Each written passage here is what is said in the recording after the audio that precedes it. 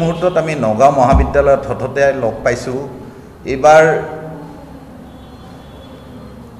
UPSCৰ সৰ্বভাৰতীয় পৰ্যায়ত নগাঁৱৰ নাম জিলিকাই তোলা ভাস্বত শইকীয়া যি 474 সংখ্যক স্থান লাভ কৰি ভাৰতীয় আৰক্ষী সেৱাৰ চাকৰি লাভ কৰিছে আৰক্ষী সেৱাৰ বাবে বাছনি হৈছে ইতিপূৰ্বে তেওঁ ভাৰতীয় বন সেৱাৰ বাবে বাছনি হৈছিল বন সেৱাৰ বিষয়াৰ পৰা তেওঁৰ স্থান উন্নীত কৰিবলৈ সক্ষম হোৱাৰ বাবে এই মুহূৰ্তত তেওঁক আমি অভিনন্দন জনাইছোঁ তোমাৰ জৰিয়তে তোমাৰ পিতৃ মাতৃ সকলোকে অভিনন্দন জনাইছোঁ আৰু এই যি দৃঢ়তা যে মই বন সেৱাৰ বিষয়ে নহয় ভাৰতীয় প্ৰশাসনীয় সেৱাৰ বিষয়া হিচাপে নিজকে প্ৰতিষ্ঠা কৰিবলৈ সক্ষম হ'ম আৰু মোৰ সেই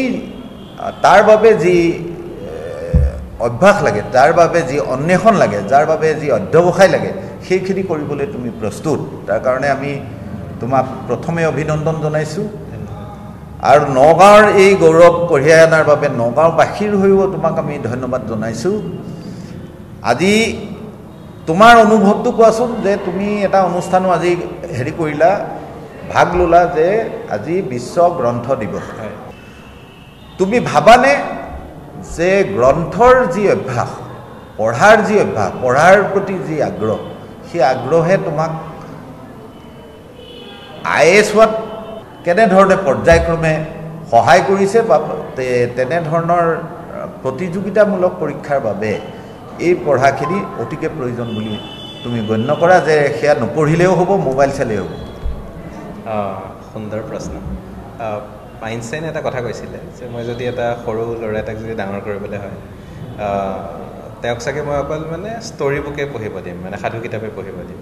মানে কি হয় যেতিয়া আমি কিতাপ পঢ়াৰ হেবিটটোৰ লগত জড়িত হওঁ তেতিয়া আমাৰ ইমাজিনেশ্যন স্কিলটো বাঢ়ি যায় তাতে এটা পেৰাগ্ৰাফৰ এটা ডেছক্ৰিপশ্যন থাকিব যে গাঁওখন এনেকুৱা আছিল তাতে গছজোপা এনেকুৱা পাতকেইটা এনেকুৱা তাৰ মানে যিটো মানে আমাৰ ভাবাৰ কেপাচিটিটো পঢ়িলে লগতে ডেভেলপ হৈ গৈ থাকে আৰু সেইটো এটা মানে ট্ৰান্সলেট হোৱা স্কিল হয় যে আপুনি যদি এটা টাইপৰ কিতাপ পঢ়িব পাৰে তেতিয়াহ'লে বেলেগ এটা টাইপৰো কিতাপ পঢ়িব পাৰিব মোৰ যিহেতু সৰুৰ পৰা মানে পঢ়াৰ হেবিটটো যথেষ্টখিনি আছিলে আগতে মানে মই স্কুলৰ পৰা কেতিয়াবা মনে মনে পলায়ো ডিষ্ট্ৰিক্ট লাইব্ৰেৰীত বহি থাকোঁ দিনৰ দিনটো আৰু যিটো তলৰ চিলড্ৰেন ছেকশ্যনটো আছিল মোৰ মোটামুটি চাগে 1000মান কিতাপ আছে মই চেচেই কৰিলোঁ নেকি সৰু থাকোঁতে মানে সাধু কিতাপ আছিল একো চিৰিয়াছ কিতাপ নাছিলে কিন্তু সেই পঢ়াৰ অভ্যাসটোৰ কাৰণে এতিয়া যিটো মানে ধৰক UPSC জেনেৰেলি কয় মানুহে বহুত কষ্ট হ'ব লাগে তো মানে সেইটো নহ'লে কাৰণ পঢ়াৰ যিহেতু হেবিট এটা আছে পঢ়ি ভালেই লাগে এতিয়াও কিতাপেই হয় কাৰণে সহজতে পঢ়িব পাৰোঁ মোৰ একচুৱেলি মানে পঢ়াৰ ৰুমটোত টেবুলো নাই মানে মোৰ অকল বিচনা আছে তাতে মই এনেই যিহেতু মানে কিতাপ পঢ়াটো আৰামতে পঢ়া নিচিনা বস্তু হয় মোৰ তেনেকৈ মোটামুটি প্ৰিপেৰেশ্যন হৈ গ'ল সেইটো কাৰণে মই ভাবোঁ যে কিতাপ পঢ়াৰ অভ্যাসটো বহুতেই দৰকাৰী বহুতে কয় যে কম্পিটিটিভ নেশ্যনেল ইণ্টাৰনেশ্যনেল লেভেলৰ ষ্টেণ্ডাৰ্ডৰ কম্পিটিটিভ এক্সামবিলাকত অৱতীৰ্ণ হ'বলৈ হ'লে অত্যন্ত ব্ৰিলিয়েণ্ট হ'ব লাগে অত্যন্ত অধ্যয়নশীল হ'ব লাগে এই অধ্যয়নশীল হোৱাৰ বাবে মাতৃভাষাত অসমীয়াৰ দৰে ভাষা মাতৃভাষাত অধ্যয়ন কৰিলে সেই গোটেইবিলাক কিতাপৰ জ্ঞান আয়ত্ত কৰাটো সম্ভৱ নহয় সেইকাৰণে বহুতে সৰুৰ পৰাই CBSEত দিয়ে ইংৰাজী মাধ্যমৰ ব্যক্তিগত খণ্ডৰ স্কুলত দিয়ে তেনেকুৱা এটা প্ৰৱণতা গঢ় লৈ উঠিছে তুমি কি ভাবা যে অসমীয়া এই ক্ষেত্ৰত কিবা অসুবিধা হৈছিল নাই মই প্ৰেক্টিকেলভাৱে কোনো ধৰণৰ অসুবিধা সন্মুখীন হোৱা নাই আৰু এটা মানে এইটো এষ্টাব্লিছ ৰিচাৰ্চ হয় যে আপুনি যদি নিজৰ মাধ্যমত যদি মানে সৰুতে পঢ়া শুনা কৰে আপোনাৰ কম্প্ৰেহেনশ্যনটো বেটাৰ হয় মানে আপুনি ভালকৈ বুজি পায় বস্তুখিনি সেইটো কাৰণে মই ভাবোঁ সেইটো উল্টা হেল্পহে হয় আৰু জিঅ'ৰ যিটো মানে ৰিভলিউশ্যনটো আহিলে এতিয়া সকলোৰে হাতত ইণ্টাৰনেট হ'ল চ' মোৰ লাগে যে নিজৰ ভাষাটো যদি মানে ভালকৈ পঢ়া শুনা কৰে যদিও মানে ইংৰাজীটো ধৰক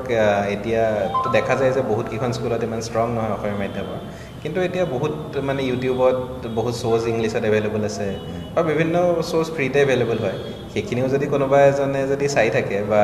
নিজে অনলাইন কিতাপো পোৱা যায় সেইবোৰো যদি নিজে অধ্যয়ন কৰে ইংৰাজীটো এটা সময়ত আয়ত্ব কৰিয়ে লয় কাৰণ এইটো এটা ভাষাহে হয় ভাষাটো এটা জাষ্ট মিডিয়াম হয়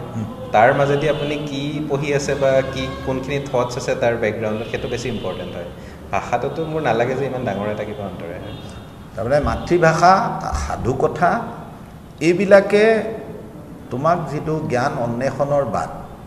এইটো পৰিষ্কাৰ কৰি আগুৱাই লৈ যোৱাত সহায় কৰিছে বুলি তুমি ভাবা আৰু মাতৃভাষাই আটাইতকৈ বেটাৰ অপশ্যন বুলি তুমি ভাবা বাতৰি কাকত তুমি পঢ়া বাতৰি কাকত মই সৰুতেতো ৰেগুলাৰ পঢ়িছিলোঁ মানে ঘৰতে আমাৰ অসম পঢ়িছিলোঁ মোটামুটি বহুত ৰেগুলাৰ তাৰপিছতে মানে কম্পিটিটিভ এক্সামত কাৰণে গুৱাহাটীত গ'লোঁ তেতিয়া অলপ চ'ৰ্চ কৰিব দিগদাৰ হৈছিল তেতিয়া হেবিটটো মোটামুটি এৰাই গ'ল 10লৈকে মানে মই এভৰিডে পঢ়িছিলোঁ তাৰপিছত বহুত বছৰ নাছিলে আকৌ UPSC প্ৰিপাৰেশ্যনৰ কাৰণে আকৌ পঢ়িব লগা হ'ল মানে ধৰক নেশ্যনেল আৰু ইণ্টাৰনেশ্যনেল নিউজবোৰ বেছিকৈ পাব তাকেতো নিউজ ছাবজেক্টটোৱে তাৰমানে নিউজ পেপাৰ সি ইংলিছেই হওক হিন্দীয়ে হওক কিবাই হওক মানে কম্পিটিটিভ এক্সামিনেশ্যনত নিউজ পেপাৰৰ লেটাৰ্ছ টু দি এডিটৰ বা আন ফিচাৰ ৰাইটিংছ এই বস্তুবিলাকে কম্পিটিটিভ এক্সামিনেশ্যনত তোমাক সহায় কৰিব পাৰে বুলি তুমি ভাবিছা হয় হয় হয় যথেষ্ট সহায় কৰে মানে যিহেতু UPSC এটা ডাইনামিক চিলেবাছ আছে ইণ্টাৰনেশ্যনেল এণ্ড নেশ্যনেল এফেয়াৰখিনি তাৰ কাৰণে বহুত ইম্পৰ্টেণ্ট হয় ৰেগুলাৰ নিউজ পেপাৰ যদি কোনোবাই পঢ়ে বহুতখিনি সহায় হয় এইটোৰ ওপৰত তুমি ভিত্তি কৰি ভাবানে যে প্ৰিণ্ট মিডিয়াৰ বৰ্তমান যিটো ক্ৰাইচিছ হৈছে এই ক্ৰাইচিছটোত যে প্ৰিণ্ট মিডিয়াৰ প্ৰয়োজনীয়তাটো নাইকিয়া হৈ যাব নেকি অকল মানুহবিলাক ডিজিটেল মিডিয়াত আবদ্ধ হৈ যাব নেকি কনফাইন হৈ যাব নেকি মানে ডিজিটেল মিডিয়াৰ এডভান্টেজটো এইটো হ'ল যে মানে অডিঅ' ভিজুৱেল দুইটা পায় পোৱা যায় সেইটো কাৰণে মানুহৰ ইনিচিয়েলি মানে পিপল গেট এট্ৰেক্টেড মানে কিন্তু কি হয় লাহে লাহে মানুহে ৰিয়েলাইজ কৰে যে মানে যিহেতু ডিজিটেল মিডিয়া নিউজবোৰ বহুত মানে ফাষ্ট মানে আহি যায় তেতিয়া মানে কি হয় ফেক্ট চেকিঙৰ কাৰণে স্ক'প অকণমান কম থাকে বা বহুত টাইমত মানে নিউজখিনি ইমান ভালকৈ এনালিচিছ নকৰাকৈ দি দিয়া হয় ট্ৰুথ বেছড কেতিয়াবা নহয় আৰু কেতিয়াবা TRPৰো কথা থাকে মানে প্ৰিণ্টত এতিয়াও যিহেতু মানে টেলিগ্ৰাফ এক্টখন আছে বা বিভিন্ন ধৰণৰ ৰেগুলেশ্যন আছে নিজৰে প্ৰেছ ট্ৰাষ্টৰো ধৰক তেনেকুৱা ৰেগুলেশ্যন আছে তেতিয়া মানে মোৰ লাগে মানে যে এটা সময়ত আকৌ ইনফৰমেশ্যনৰ কাৰণে মানুহ ঘূৰি যায় চ' আমেৰিকাত এইটো বস্তু হৈছিলে যে মানে ডিজিটেল মিডিয়াৰ কাৰণে ভাবিছিলে যে প্ৰিণ্ট মিডিয়া একেবাৰে নাইকিয়া হৈ যাব বুলি কিন্তু এটা সময়ত মানে মানুহে চেঞ্চিটাইজেশ্যনৰ মানে চেঞ্চেশ্যনেল যিবোৰ নিউজ কৰি থাকে সেইবোৰৰ পৰা মানে মানুহ অশান্তি পাই গ'ল মানে এতিয়া আকৌ তেওঁলোক লাহে লাহে মানে প্ৰিণ্ট মিডিয়াৰ ফালে ঘূৰি যাব ধৰিছে চ' মই নাভাবোঁ যে এইটো লং টাৰ্ম ক্ৰাইচিছ এটা হয় অকণ টাইমৰ কাৰণে কিবা এটা হ'ব তাৰমানে তোমাক এই যে সাধুকথা আকৰ্ষণীয় গল্প উপন্যাস এইবিলাকৰ জৰিয়তে অসমৰ বহুবিলাক প্ৰখ্যাত সাহিত্যিক যিবিলাক আচলতে ফিজিক্সৰ কেমিষ্ট্ৰিৰ এনেকুৱা মানুহ ধাৰণাই কৰিব নোৱাৰে যে ইমান মননশীল সাহিত্য তেওঁলোকে ৰচনা কৰিব পাৰে তে এইবিলাক মানুহে মননশীল ৰচনাৰ জৰিয়তে দিয়া যিবিলাক শিক্ষা সেইবিলাকৰ যুগান্তৰলৈ এটা প্ৰভাৱ মানুহৰ জীৱনৰ ভৱিষ্যত গঢ়াৰ ক্ষেত্ৰত এইবিলাকে প্ৰেৰণা দি যাব বুলি তোমাৰ বিশ্বাস আছেনে হয় হয় এইবোৰটোতো আপোনাৰ সাহিত্যৰ পৰা মানে মানুহে প্ৰেৰণাটো সদায় ল'ব পাৰে মই এটা এক্সাম্পল দিছোঁ Ernest Hemingway old man and the sea কিতাপখন যে আছে এইটো যুগান্তৰত হয় তাতে মই মানে একদম সৰু কিতাপ হয় একদম চিম্পল কিতাপ হয়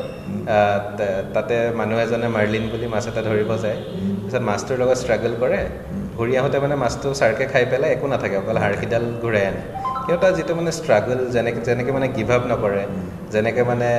মানে গোটেই এটিটিউডটো দেখি পেলাই ধৰক নিজৰো কেতিয়াবা সৰু ক্ৰাইচিছ হয় ধৰক মানে পঢ়াৰ টাইমতে হওক বা পাৰ্চনেল লাইফে হওক যিয়ে নহওক এতিয়া মানে তাৰ পৰা এটা ল'ব পাৰি মানে ল'ব পাৰি ধন্যবাদ আচলতে খুব কম সময়ৰ ভিতৰত আমি কেইটামান কথা পাতিলোঁ এটা হ'ল যে এতিয়াও সাধুকথাৰ জৰিয়তে পঢ়াৰ অভ্যাস গঢ়ি তোলাৰ যিটো অত্যন্ত ফলদায়ক এক ব্যৱস্থা বুলি ভাবা যে আইতাৰ সাধুকথা বা কিতাপৰ সাধুকথাই ল'ৰা ছোৱালীক পঢ়াৰ প্ৰতি আকৰ্ষিত কৰিব পাৰে আজিকালি সাধুকথাবোৰ নাইকিয়া হৈ গৈছে সাধুকথা এতিয়া লিখিলে হয়তো শিয়ালে কুঁহিয়াৰ খোৱা সাধুকথা লিখিলে নহ'ব এতিয়া স্পেচৰ জামানা নিউক্লিয়াৰ ছায়েন্সৰ কথা গতিকে সাধুকথাবোৰো তেনেকৈ সৃষ্টি হ'ব লাগিব অসমীয়া সাহিত্যত তেনেকুৱা সাধুকথা নতুনকৈ আৰু ৰচনা কৰিবলৈ কোনো আগবাঢ়ি আশংকাতে নাহা হৈছে যে তুমি ভাবা নেকি যে সাধুকথাৰ জৰিয়তে বা তাহানিৰ পদ্যবিলাকৰ জৰিয়তে যিবিলাক সদায় মনত থাকি যায় ভূপেন হাজৰিকাৰ গীতবোৰ যেনেকৈ সদায় মনত থাকি যায় শুৱনি আমাৰ গাঁওখন উঠি শুৱনি গছৰে ভৰা কবি পদ্যটো মনত থাকি যায় সাধুকথাবোৰো তেনেকৈ নৰূপত সজাই তুলি ল'ৰা ছোৱালীক গ্ৰন্থ অধ্যয়নৰ প্ৰতি আকৰ্ষিত কৰাৰ লগতে জ্ঞানৰ বিকাশৰ বাবে এই তেনেকুৱা নতুন ৰচনাই কাম কৰিব পাৰিব বুলি তুমি বিশ্বাসী নেকি? হয়, মানে আমি যেতিয়া কিবা এটা পঢ়োঁ, কণ্টেক্সটো যদি আমাৰ কাৰণে আনফেমিলিয়াৰ হয়, তেতিয়াহ'লে মানে এটা বয়সলৈকে আমি গ্ৰাছ কৰিব নোৱাৰোঁ। মানে সৰু ল'ৰা এজনে মানে বা ল'ৰা ছোৱালী এজনে যে মানে আশে পাশে যিবোৰ বস্তু সদায় দেখি থাকে, সেইবোৰৰ ওপৰত বেছ কৰি পেলাই মানে বস্তু এটা ৰিলেট কৰিব পাৰিব। এতিয়া মানে ধৰক বহুত মানুহে আগৰ যিবোৰ কণ্টেক্স আছিলে, বুঢ়ী আই সাধুৰ যিখিনি কণ্টেক্স, সেইটো সময়ৰ মানুহে সেইটো কণ্টেক্স বহুত ভালকৈ বুজি পাইছিলে। কিন্তু আজিৰ ধৰক গুৱাহাটীৰ মহানগৰীত ডাঙৰ হোৱা মানে ল'ৰা ছোৱালী এটাৰ কাৰণে সেইখিনি বহুত কণ্টেক্সখিনি মানে অলপ মিল নহয়, মানে যিখিনি ডে টু ডে দেখি থাকে। কিন্তু মোৰ লাগে যে মানে নতুন কণ্টেক্স বা নতুন লাইফৰ ওপৰত যদি মানে সাধু কথা লিখিব পাৰে কোনোবা দি আগুৱাই আহে, সেইটো আকৌ চাগে আঁকোৱালি ল'ব মানুহে। ধন্যবাদ। তাৰ জৰিয়তে ল'ৰা ছোৱালীৰ ভাবোঁ যে আগবাঢ়ি যোৱাটো সহায় হ'ব নিজৰ জীৱন গঢ়াৰ ক্ষেত্ৰত। অশেষ ধন্যবাদ। নতুন চামটোক তুমি কি ক'বা যে তুমি যিহেতু 3টা ষ্টেপত তুমি এচিভ কৰিবা বুলি ভাবিছা যে গ'লটো, যে একেবাৰে নহয় মানে বাৰে বাৰে কৰা, একেবাৰে নোৱাৰিলে বাৰে বাৰে কৰা, এই আগৰ পৰাই এই কথাটো চলি আহিছে যে একেবাৰে নোৱাৰিলে বাৰে বাৰে কৰা, এৰি নিদিবা, হতাশ নহ'বা, তুমি কি ক'বা? মানে এইটো চাওক, মানুহৰ কাৰণে ছাকচেছটো বহুত এটা ছাবজেক্টিভ বস্তু হয়। ধৰক কাৰোবাৰ এনেকুৱাও হ'ব পাৰে যে মানে এক্সামটো নিদিয়াকৈ হেপ্পী আছে, বা কোনোবা নিজৰ পাৰ্চনেল লাইফ যদি ভাল আছে, সেইটোও কাৰোবাৰ কাৰণে ছাকচেছ হ'ব পাৰে। ছাকচেছটো মোৰ মতে সকলোৱে নিজেই ডিফাইন কৰিব লাগে। বেলেগৰ ডেফিনেশ্যন অফ ছাকচেছটো মানে চেজ কৰাটো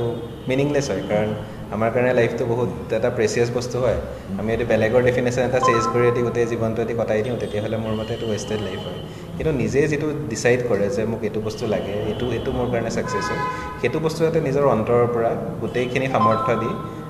মানে একান্তভাৱে যাতে পাৰ্চিউ কৰে, মই সেইটোৱে অনুৰোধ জনাব বিচাৰিম সকলোকে। ঠিক আছে, ধন্যবাদ। তোমাক আকৌ এবাৰ ধন্যবাদ দিলোঁ। তুমি ভাল কৰা, তুমি IAS হোৱা। অসমৰ পৰা পৱন বৰঠাকুৰীয়ে সম্ভৱ চিফ ছেক্ৰেটেৰী হৈ ৰিটায়াৰ কৰিছে, আমাৰ নগাঁৱৰ পৰা, অসমৰ পৰা নহয়। আৰু নেক্সটজন এই বয়সত তুমি যদি আমি একো পামগৈ, গতিকে অহা বছৰ আমি সেই ৰিজাল্ট পাম বুলি আশা কৰিছোঁ।